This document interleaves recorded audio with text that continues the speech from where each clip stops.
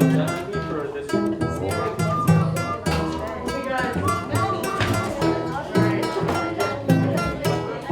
Music is such an expressive art form. It can trigger emotions in you, but it can also let you share those emotions with other people. I think that's actually why we all do this, because it has that magic. Eureka Ensemble is a Greater Boston-based collection of classical musicians, and we connect the power of music to issues that are faced by our communities, such as climate change. Rising Tides is a multi-year project that we have been working on with the University of Massachusetts Boston School for the Environment. One of the goals of this program is to focus on youth voices, because youth are going to be the people most impacted by the ongoing climate crisis. We're working with kids from 3rd through 8th grade, centered in Chelsea. They're all Latina kids. I would say that Chelsea is a beautiful place. You got really nice people here, but it's vulnerable because we're really close to the ocean. Dennis is one of the kids in our Chelsea group. He really showed a spark when we got to music. We've actually been able to watch him learn guitar over the past few months. Go inside the second box. Second box. You got it. Here. I'm in environmental science. We brought in a climate expert, that's Sarah Howdy. So weather is something that happens over a short period of time. So weather is like, yesterday was really sunny, today is a little bit colder, right? Weather is what I chose to wear today, versus climate is an average of those days over time. So I'm not a musician at all. I love to teach. I love art and science. Music is such a good avenue into science communication. In every workshop, we made sure to connect the climate science to music in some way. We dive deep into the causes of climate change, what's happening with CO2 and fossil fuels. So we look at this graph, the Keeling curve of CO2 rising. It's going up and up and up and up and up and up and up. But what else do you notice about this graph? And interpret that musically. What does this graph sound like in music?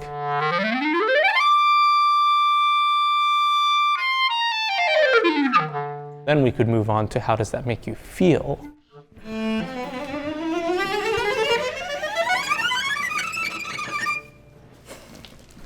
So this is one way to interpret that graph. We're really focusing in on Chelsea per se and talking about what's going to happen to our communities in terms of sea level rise, extreme heat and extreme precipitation. I think a lot of times we focus on, polar bears in the Arctic and other issues that happen far away from us. Far away in the future, far away physically, that it feels so abstract. It doesn't feel real. And we think it's really important for youth to connect to this issue in a way that is immediate. And the key here is that we're talking about what these kids, what these families are facing now here. What's going to happen to their street where they live on? What's going to happen to their school where they go every day? I learned that the world is changing before our eyes. It really got me scared because I don't know what might happen in the future. The ocean level might rise. There might be less land. Sometimes it makes me lose hope. What's the point? When they pointed to these feelings of discomfort and anxiety, then we could loop this musical example back to the climate science. So they feed into each other.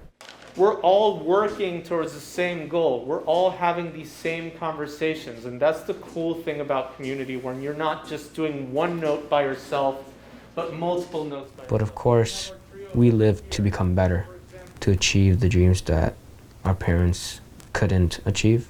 We wanted to deliver a message of optimism that we can change things if we work together. We worked with them to create songs based on, again, their experiences.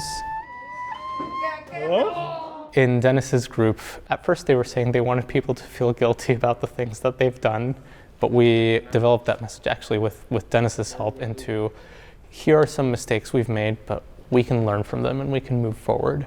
The music started calm, and then halfway it starts like a panic where we tell them what's happening. This kind of sounds like a rap. Like a rap? Okay, Yeah, go ahead. This is rhymes. Rap it for me. With that beat, I like that. I like it. Shh. Adapt to the world without false views. We don't want to use sin that would be cool. To absorb and share the things we learn. Like albedo helps things not burn. I like that idea. Maybe if... At the end of the program, we had a concert, and it was for the community, the parents, to show them what we learned. Buenos días, mi nombre es Andrés Ballesteros. Getting them to feel like they can have an impact. We already see that in the way they're talking about their community. We already see that in the way they're talking about themselves.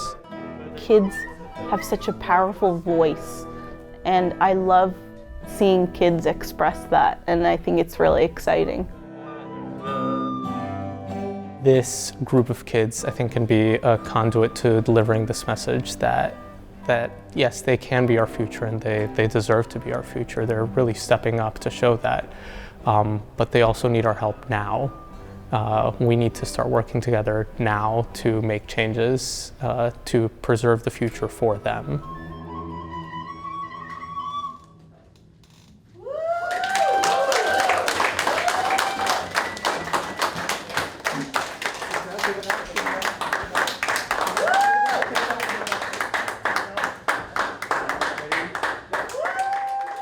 I don't believe that music can change the world on its own, but I do believe that music has the power to transform individuals. Individuals have the power to transform communities, and communities can transform the world. And that's how real change happens.